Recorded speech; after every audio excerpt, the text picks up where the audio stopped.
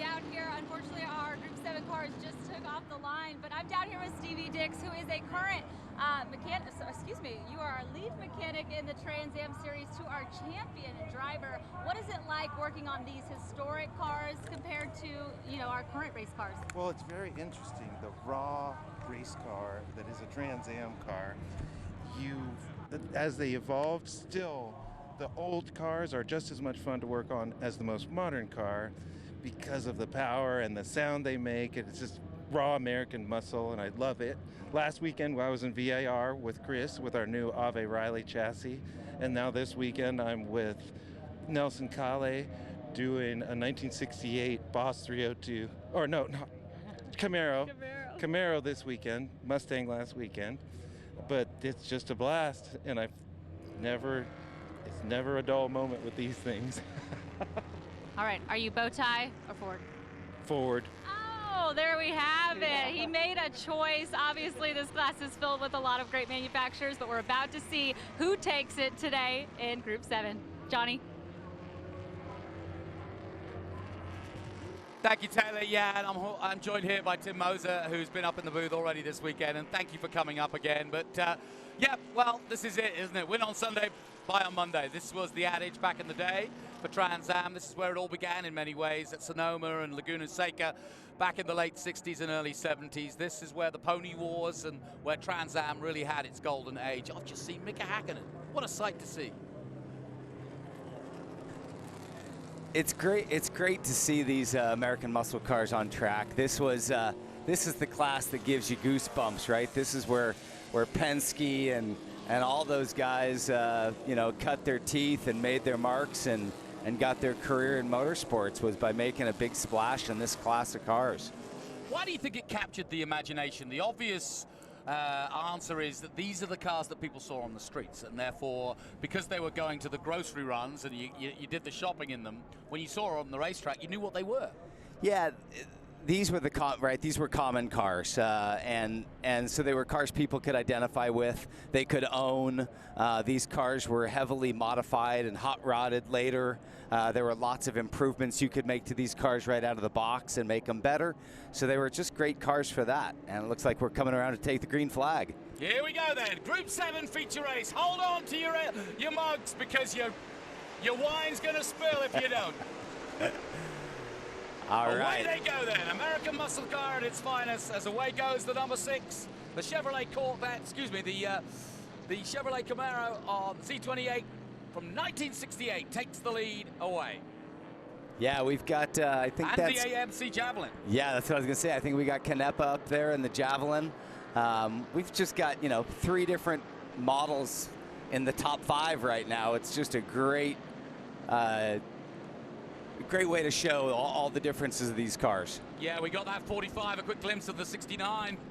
Boss 302, Ken Adams at the wheel in that maroon Ford, and just a beautiful sight. It is the AMC Javelin leading the way at the moment in the hands and capable hands of Bruce Canepa. I'm sure that number 2, another AMC Javelin, Ken Epsom at the wheel, will be coming through. That was what happened last time out in their qualifying race, and already Bruce starting to build. Now, there's some good stories about AMC Javelin and how they got in and how Penske, the other side of this, I just mentioned why they were popular, but it was also one, whenever in motor racing, manufacturers get the bug and start going, oh, so you're entering 2 Fords. Ah, well, we better get a couple of Javelins in there. And then suddenly it starts to build, the money starts to build, and then they start to build it, bring in the special drivers, the good ones, and then suddenly you got a championship. Yeah, for sure. I mean, it was, that whole adage of race on Sunday and sell on Monday definitely started in this class of racing, right? These were cars that you could, and we got a pass for the lead. No, that was a pass for third. Yeah, these were cars that, like you said, in theory, people could drive on the street, bring out to a local club event and do a little racing. But definitely, body styles are very original. Now we got a pass for the lead. Yeah. So the Javelin's pushing hard, but now having to settle for second and third as picking up the lead. Is that the number 9? It's a Camaro. Yep. Trying to see the number on the side. Yeah, I can't quite see it. But we've got a good race. We've got, what, a 6-way battle at the front coming through turn 4 and 5. I think it's the 6, and that's the Chevrolet Camaro Z28 of Tom McIntyre from Burbank, California. We've got 2 number 6s. That's the confusing part. Yeah. One is first, one is second at the moment. Yeah, that's Joshua. It's the 19 car, I think. That's Joshua Yeah. Fiber. That's right, Joshua Fiber. Yeah, and there's the 45. That's the Ford Mustang boss of Ken Adams. Looks like Bruce is, falling back a little bit now up into the corkscrew, I just noticed. So he may have a problem with his car. He also... Go ahead. He turned the fastest lap of the race so far with a 48.3. So he's clear of the field by almost half a second, but it looks like he's got a little problem with his car now. Just saw that Pontiac Tempest GTO. John Hildebrand at the wheel. I think that's the only Pontiac out there, actually. We've got a couple of Dodge Challengers, but it's mostly... we do have a 70 Pontiac as well. Rob Kaufman at the wheel. Here we go then. And yeah, it is the 19, yeah. Yep, the 19 goes back on top, not only in position, but also in lap time. He's got the fastest lap of the race so far. So, yeah, he had a good run yesterday, did Josh. And look at him pushing it hard.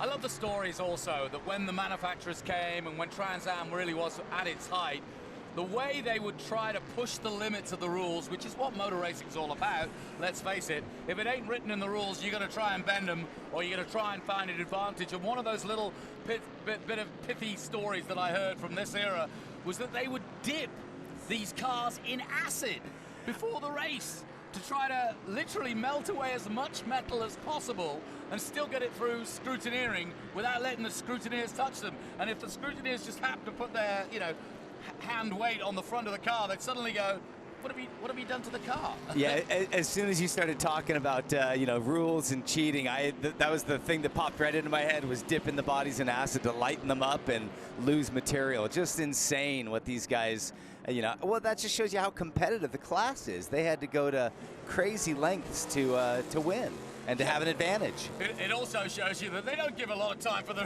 drivers and say, yeah, you just drive this, it's as thin as you like, it's a paper-thin car. Yeah, I'm sure they didn't consult the driver before they did that. Now, we just got a glimpse of Rob Kaufman in 7th place in his Pontiac Trans Am from 1970. So watch out for the white Pontiac.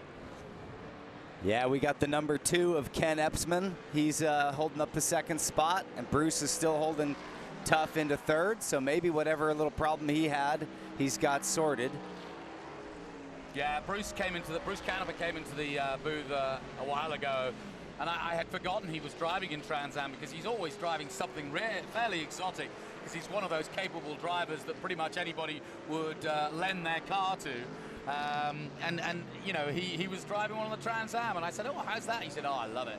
So good. He is such an amazing personality in the paddock. I mean, he's one of those guys that can do everything from drive well, prep cars, metal fab. I mean, his shop in Scotts Valley is just insane. It's immaculate, and he's got some beautiful cars there.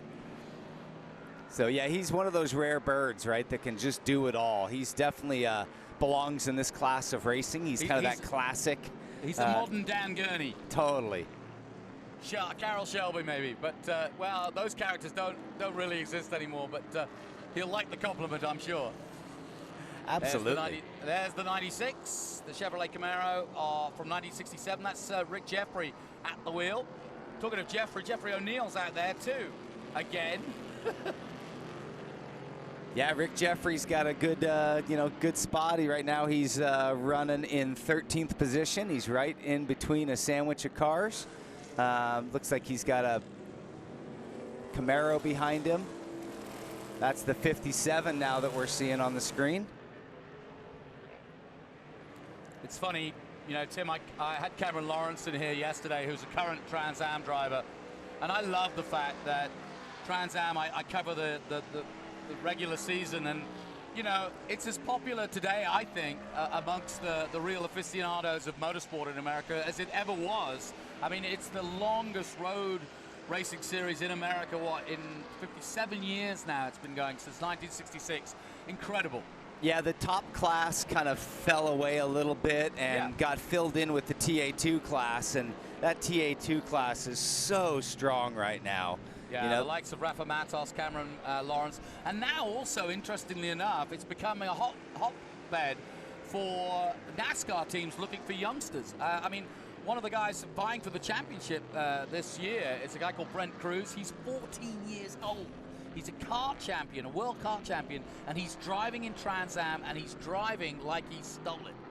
That is awesome. Well, you know, now the NASCAR cars are coming back in their technology closer to the Trans Am cars. And also they're looking at the road courses that we go to, like Watkins Glen, like COTA, and going, well, hang on, we're going to go and race there later in the year. Let's do some practice, boys. Yeah, I think they'll do more road racing.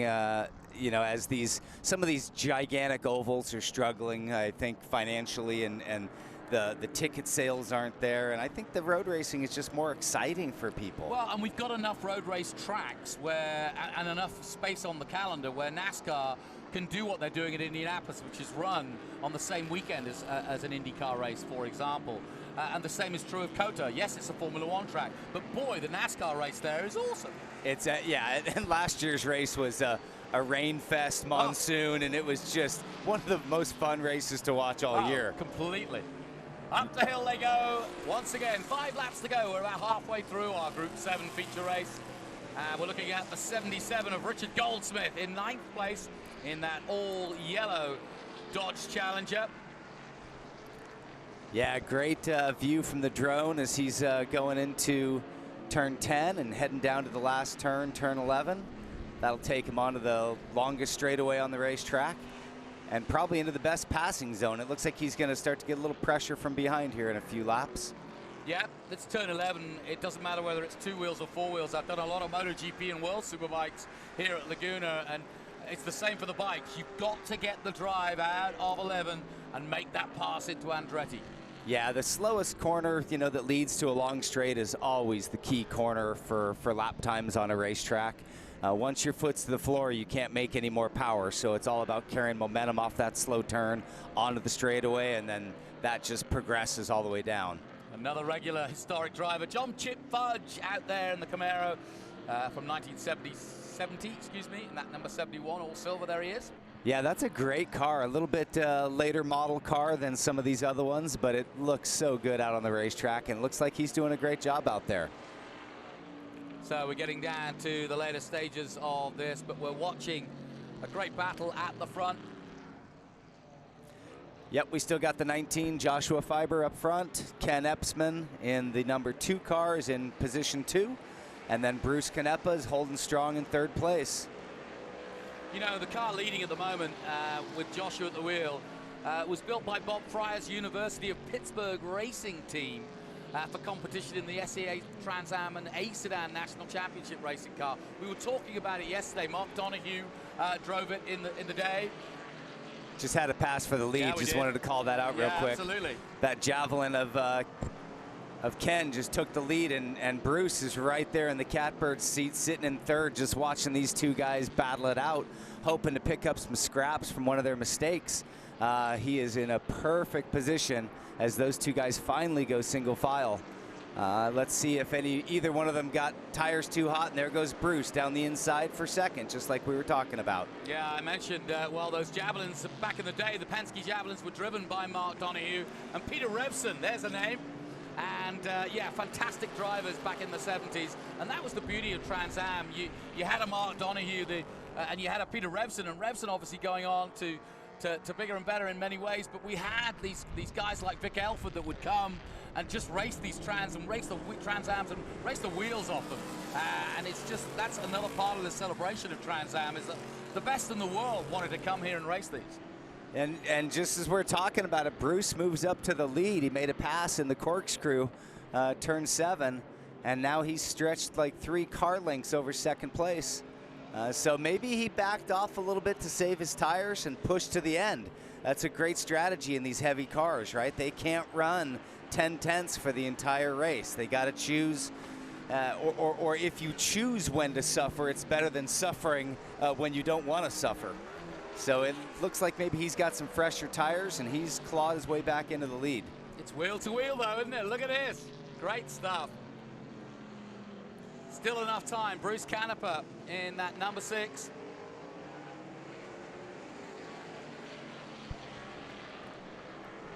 Yeah, they're going to have some lap traffic to deal with too here, so that'll be interesting and could play into the hands of Josh and Ken, who are in 2nd and 3rd.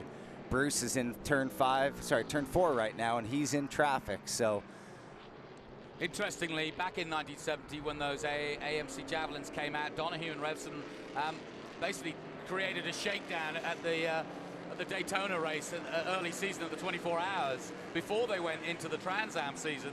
And then between them, they got 3 seconds and 3 third-place finishes, and won 3 times. One at Bridgehampton, Road America, and Saint-Jovit in Canada. All right, our leaders are heading up into the corkscrew now. Wow, they are just swapping places back and forth. It's awesome, isn't it? Beautiful sand. Down the hill they come, into Rainy Curve and out of the woods. Linus third, passing one of the slower cars. Yeah, we've got Fiber back in the lead again. So Canepa's back into 2nd, and we got a lapper that's getting passed by our 3rd place driver, Ken. So this is turning out to be a great race right up to the end. Yeah, our top 5 cars, we've got a battle for 1st and 2nd, and then we've got this almighty battle going on here for 3rd, 4th, and 5th place. Really good stuff. Yeah, the Mustang had a big slide. He took a nice wide radius out of 11, but couldn't quite put the power down and lost some of his drive to that Javelin. But now he's going to poke inside in turn 2. Well, that should be that should be Jim Haig at the wheel there. But through comes Ken Epsom again. Epsom doing a brilliant job. The 44 still in contact as well. The all-white Chevrolet Camaro of 1968. That's Nelson Calais at the wheel. Look at him go, side by side here. Yeah, this is the battle for 3rd, and we've got 4 cars all in position for 3rd place. This is awesome. Into the left-hander, a very important corner again as you start to climb uphill here. We got Javelin, Mustang, Camaro, and another Mustang, all nose to tail going up into turn 6.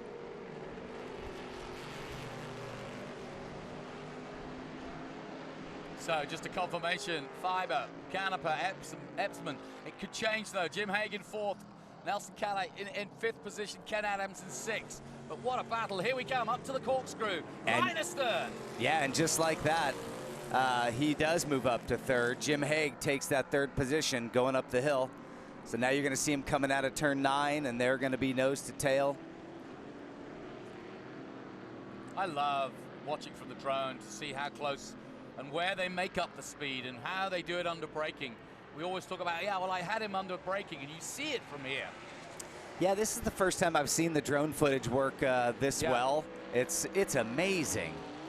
It truly is, and it really does. I mean, we harp on about it, but it's a useful shot, but it's also, from a commentary point of view, really interesting, I think, to watch and see where they're gaining time, and also what's up ahead. What traffic might be in front of them, because these shots are great, but you don't necessarily see what might be just around the next corner, but whereas from the drone you can see when you're getting into traffic like you're seeing here. Yeah, and we are on the final lap, so this is the last chance to make something happen for these guys. We still have Fiber up front, Canepa right on his tail. Jim Haig's in 3rd, Ken Epsman's in 4th, and that battle for 3rd is 4 cars, still nose to tail. Absolutely fantastic. Here we go then, up the hill for the last time. The Monterey Hills gleaming in the background finally as the sun starts to come out. As if on cue for these beautiful Trans Am cars. And this is what, right now, this is that battle for 3rd. The Javelins got back through into 3rd. Let's see where our leaders are as they come down the hill. Coming to the corkscrew for the final time here in our Group 7 feature race for historic Trans Am cars. And it's going to be Jim Haig right in the middle of it. But who's it going to be? Through comes the maroon Ford Mustang of Ken Adams, just at the back of this group. The leaders are now on the front straightaway. It looks like the Camaro's got the lead coming onto the front straight. Here we go then for the win. Look at this. Nip and tuck. It's going to be close. They're side by side almost as they take the checkered flag. Yeah. Oh, wonderful stuff. And here we go. Look at this. 3 wide coming to the checkered flag. Go, go, go. Who's it going to be? It's a photo finish. Oh, and it was. It was the 44 who made it, I think. Yes, it was. All 4 of those cars were within a 1/10 of a second of each other at the finish. Well done, Jim. Awesome. Well, he made that work. I think what happened was the all orange of he just got out of shape. Did Ken? I'm trying to think who. Well, who was that then? Was that? That was the Mustang. Yeah, that was Ken Adams, I think. But awesome, absolutely. He got out of shape, and then Yeah, he got out of shape, and everybody just scattered for the open real estate, trying to find a hole to get by on the straightaway. That was excellent. So Josh Fiber held on, but only just by a fiber, literally. What an racing. exciting race. Doesn't get any better than that. I mean, the fact that we had the top 7 positions, you know, probably separated by 2 seconds at the end of this race was awesome. Absolutely splendid. Well, thanks for having me up in the booth again. You're obviously a good luck charm. Every time you come up here, we have some great racing. You'll be out in the Mini? I'll be out in the Mini. I'm going to start the race this time. How did last night go? It went really well. We pitted right before the track went yellow, and you know you just can't guess on that. So we lost a lap. We ended up 6th overall. The Orbis Brakes Mini was just phenomenal. We turned like the 3rd fastest time.